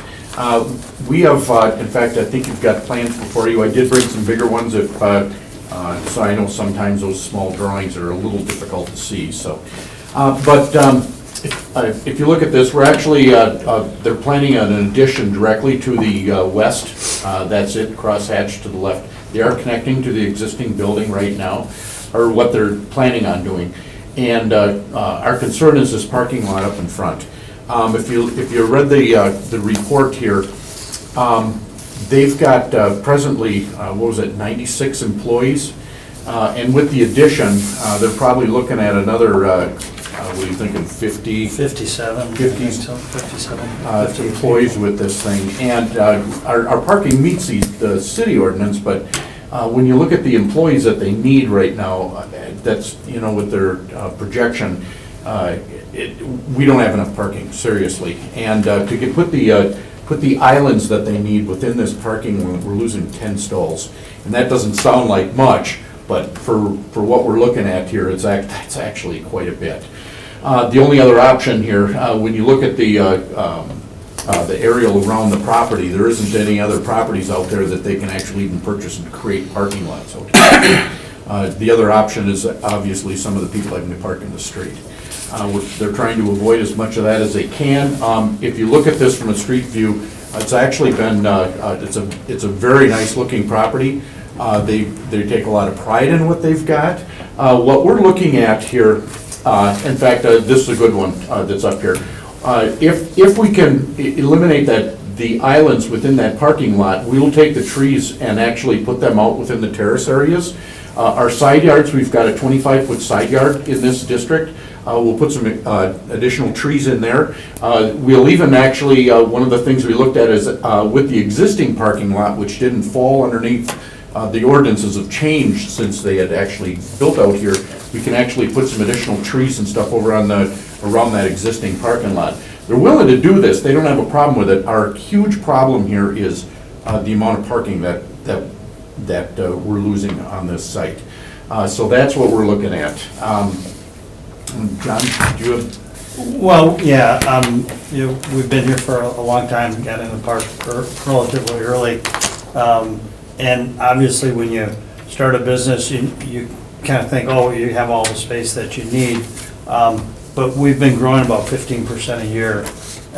And so right now we have 9 new hires for this spring. We plan on hiring another 9, so that's 18 people. And so very quickly, we're going to have the need to have enough parking for our growth with our business before we expand, our out-of-state activities. We sell dental supplies all across the country, all across the United States. We employ primarily individuals that have graduated from UWGB and St. Norbert. So we're heavily involved in the university, we're heavily involved in the community, and making sure that we're employing people from the area.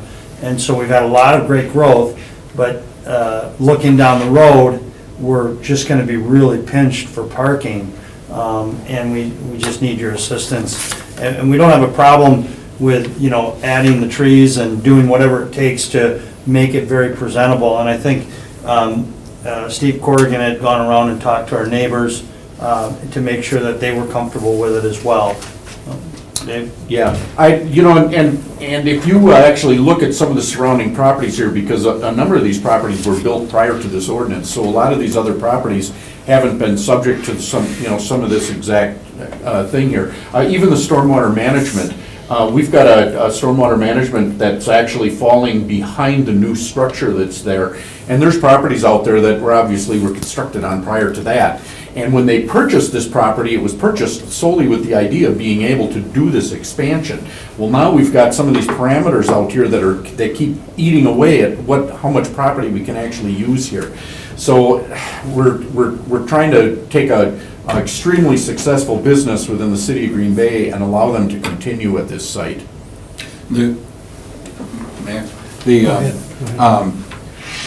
So when you acquired this, that stormwater management pond wasn't a requirement as That's part of correct. the ordinance? And so that's to the north of That is correct. It's falling right in this area. And that would have been area that would have been available for you to have extra parking, and then you would have been able to do the plan the way the city normally has it? Yeah. Yeah, I think that, you're being hit with a regulatory change here that's just making it tougher. Right here. That's how you're doing the proposal, right? Yeah. You're saying back here is the. Back there in that area, there's conservancy that all the city owns right now. Okay. Yeah. And the other thing that I'd mentioned too is there is a real good conservancy area through here that's got a lot of green area. So it's not like we're jammed up against people with that. And I think this is the second, third, or fourth rendition of stormwater management since we purchased the property 20-some years ago. The only neighbor that actually abuts our property is directly to the west. Yes. And we've got, each side has a 25-foot setback, so in fact, I think they might even be a little further than that. So we've got over that 50 feet between these, and we're, more than willing to put the trees along that property line. When you look at what they've got here, they're very nice, they're very employee-friendly. They have, which I was surprised, they have, in fact, the one dark area right here, they're actually gonna have basketball courts right in here for the employees at lunchtime and whatnot. They provide fat tire bikes for the employees to stress release and take a ride around the business park. We have a fitness area. The employees that we have use the park fairly extensively. So we try to be integrated with the community, and you know, like I said, we're very active within the community, and we're UWGB graduates, Harvard of the Midwest, I always tell people. And so, you know, we're real active. We just did a speaking engagement with the Communications Club at UWGB, and we were on a panel for them, and so we're fairly active. I don't like to tout anything, but my business partner Dave and I have been honored with the Distinguished UWGB Alumni Award for this year. And a lot of that plays into the things that we do as far as recruiting, relationships with UWGB, recruitment, the stuff we do with the Phoenix organization and the university. So we have a really integrated group there. I'd hate to be in a situation where we'd have to look for alternative places to go, because, you know, we really love the area, the people love the area, and it would put a little bit of a hardship if we can't get the parking needed, and we'd have to figure out something, you know, trying to get land away from there to then try to shuttle people and everything. In Green Bay, that's a very foreign subject for, you know, people that you want to employ, so it hinders our employment as well. Do you have a plan of where you would be putting the trees as you're presenting? I think if you look at this, that's what we're looking at right here. There where we've got through these terrace areas, we've got trees coming around here, so that's what. Those are new trees? Yes. Okay. There are some trees, you know, within the right-hand side, but there's additional trees placed on that to meet the requirements. So that's in your plan? So That's in the if we were plan. to Approve your request. Right. Yep. Right. As stated, those trees are included in that. Yep, you've got them drawn in. Yep. Go ahead. I'd move to approve. Wait, Yeah, I've got a couple more, that I'd like to ask to Paul. Before I get to Mr. Dwayne, could you explain to me the stormwater and when that requirement was introduced, the stormwater retention pond? I can't do that. Okay. That's the Department of Public Works. That would be Steve Grenier, he's the one that's in charge of all that. Okay, but the city required it. Well, I Well, think through the It could have been DNR. the The city DNR is the regulation. one who's requiring it. All right. But the issue I'm trying to raise is that the need for consideration of and implementation of a stormwater retention pond was independent of the setting of the ordinance that was put together regarding interior landscape. They are two different issues. They're regulated under two different chapters. Now I'll get to Mr. Dwayne. Before I forget, I'll answer that question. I am meeting with the DNR and Steve Grenier on this right now, because quite a few of these ordinances and permits you need and all this stuff for new home builders, realtors, big business owners, all this is coming into play, but no other municipality has to do it. Yeah. Right now, the DNR and Steve Grenier are saying they're focusing on Green Bay and they're gonna expand it. Apparently, why they're focusing on just Green Bay, no other municipality, we're meeting next week. And I want to apologize because these are sent out on Friday. I got mine at 4 o'clock today. I looked at this and I go, my goodness, because as you know, Don, I meet with my people and I would have been at your business right away to talk to you gentlemen. And I went out there at 4 and I live by the industrial park. The industrial park, my first thing I thought of was, oh my God, good, they're expanding. They need more parking. First thing I want to hear is expansion, more jobs, more opportunities. Property is beautiful. I mean, the industrial park in itself. First thing I look for is, okay, I know what Paul does, and I know what the city ordinance is about trees and all this stuff in the middle. They have all this property that they can put up bushes, evergreens, trees, to really make it look nice without taking away the parking spaces. The first thing I don't want to do is see a business lose opportunities. And if it's parking spots like this, 10 parking spots can mean a lot. I worked for UPS, and back 30 years ago, they expanded. Within a year, they had to really add on to that property. but they didn't have all these ordinances back then, and they were able to do it. So they didn't lose out, because they were planning on moving. I would hate to see this. My wife knows some people that work there. She works in a dentist's office. And like I say, I apologize that we didn't meet before. I would have been there. I didn't get this until tonight.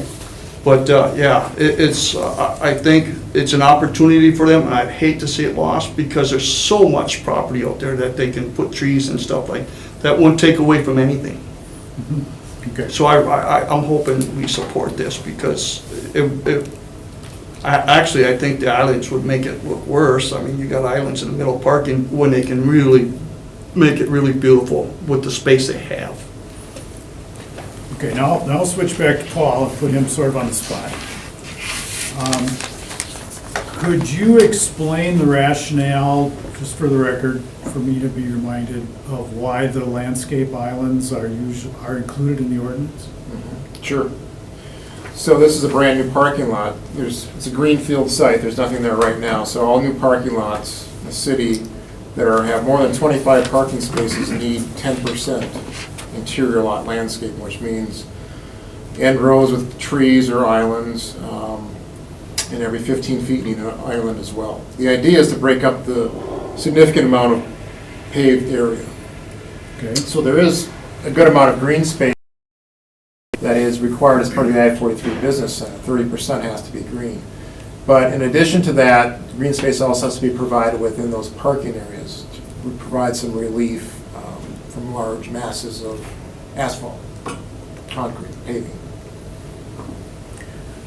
Okay, is there so we've got breakup for maybe aesthetic reasons. Yes. You're proposing that the justification also includes breakup for maybe heat island aspects of a large, whatever that would be.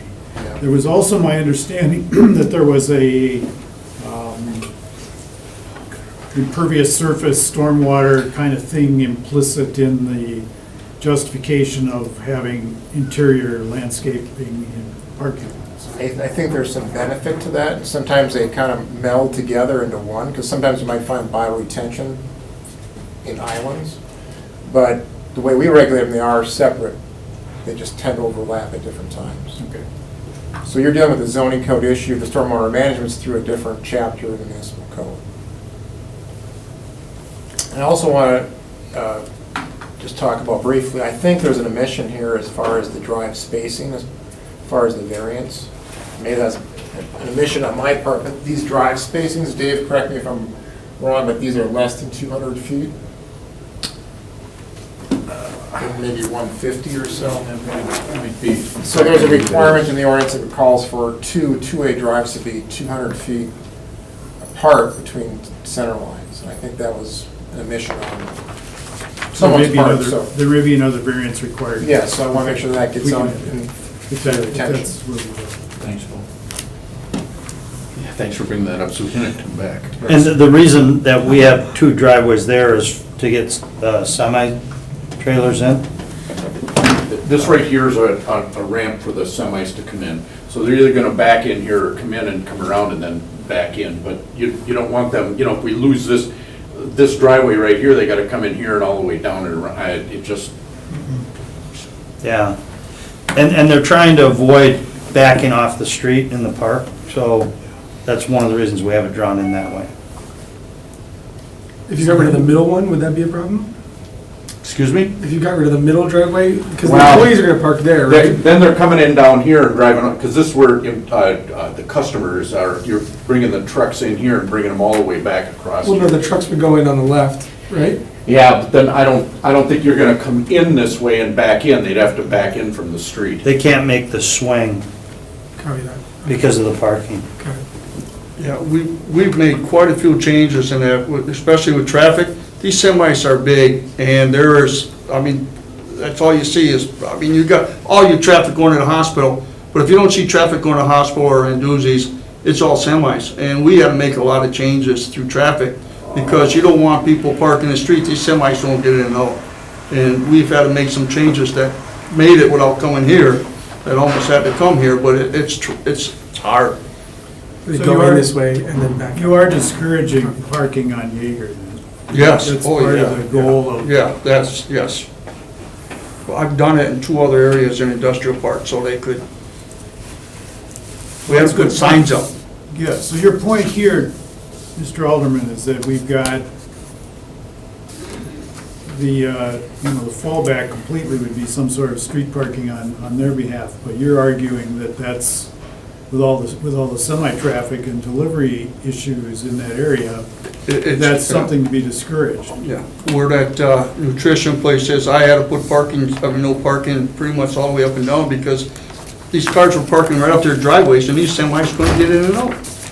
I mean, it was hurting us all over the place, so I was there for the last, I've been alderman there for a couple of years now, but I've been out there trying to maintain order with our people out there because it's such a nice area.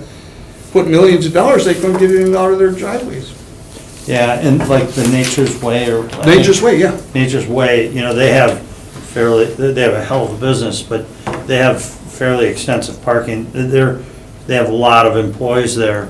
And so if you look at theirs, all their parking was built previous to the revised requirements, which allows them to have that. So there is a number of businesses in the park that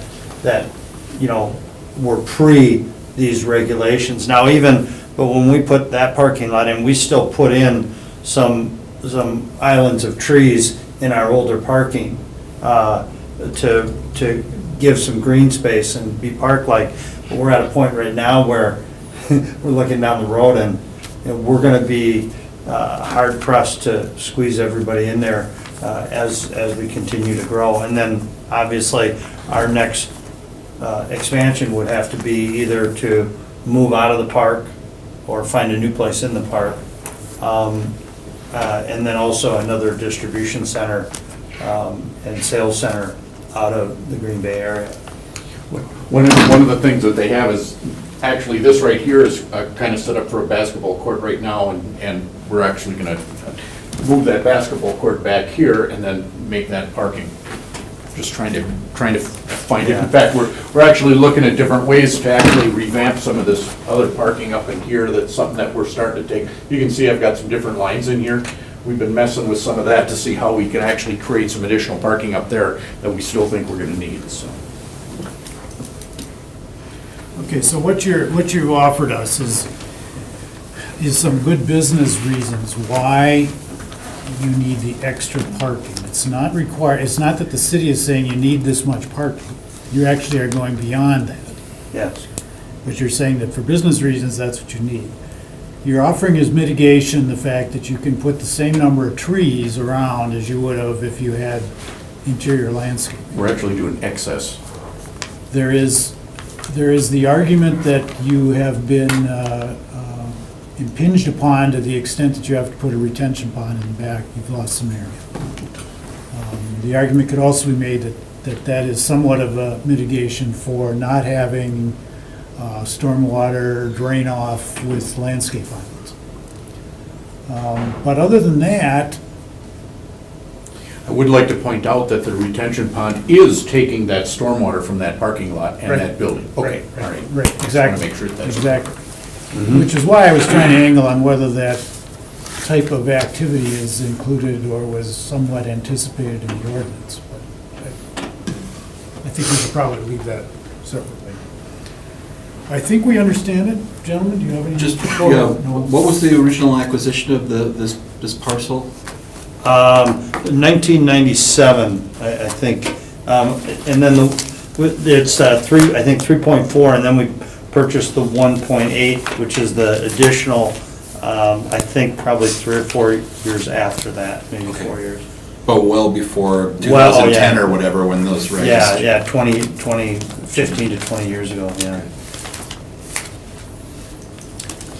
Further questions? Time flies. You guys okay with questions? Yes. You can have a seat. We'll, Thank you. Deliberate. Thank you. I think this is a really easy call. They've had the property earmarked for expansion through something happened that nobody's got local control over in terms of regs changing that consume part of what they might have thought they could use for parking in the past. pinched. I guess the only thing is I have a little confusion counting the circles for trees. It looks like there's 15 in the plan that shows with the islands, and I didn't count that many on the other, so I guess I'd support it with just saying at least a net increase of 15 trees, with the loss of the islands. But I'm prepared to move on that if everybody is okay with the project. Yeah, could you just say trees or bushes? Sometimes beautiful bushes around, it changes what it looks like. You know what I mean? So it really aesthetically it looks a lot nicer. Because I see that all over. Yeah, the landscaping that would have gone in could be put someplace else on the property. Yeah, right. That's what we're trying to you're really say, trying yeah. to say. Yeah. So.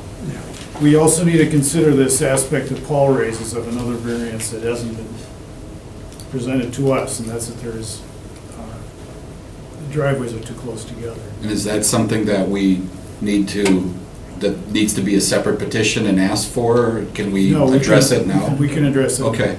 So I would move that we approve the plan as proposed without the landscaped islands, subject to, and the spacing of the drives, subject to the addition of not fewer than 15 trees or shrubs in the landscaping plan. A second. Okay. We have a motion made by Mr. Halverson, seconded by Mr. Everman to approve the variance request before us with the qualifications as noted by Mr. Halverson. Further discussion? All in favor? Aye. Aye. 5-0. Thank you, Ken. Thank you very much, appreciate it. Thank you, Hope. Thanks, Paul. Have a good evening. Thanks. Well, we need to include in next month, probably 2 months, an election. I'm gonna do it next time. Well, Or, I'm not going to be here next time. That's everything I wanted to say. Oh, so guaranteed re-election then? Is that I think we should have, since we have the luxury of all 5 people here, we should probably wait until we have all 5 people here, which would be 2 months, unless somebody else is planning on. so you're saying August or July? I will miss the June one. Okay. I will intend to be at the others. I'll schedule it for July. Okay. And I guess we should consider adjourn. So moved. Second. It's moved and seconded that this meeting be adjourned. All in favor? Aye. We're done. Hey, this was great, you guys. This was really great.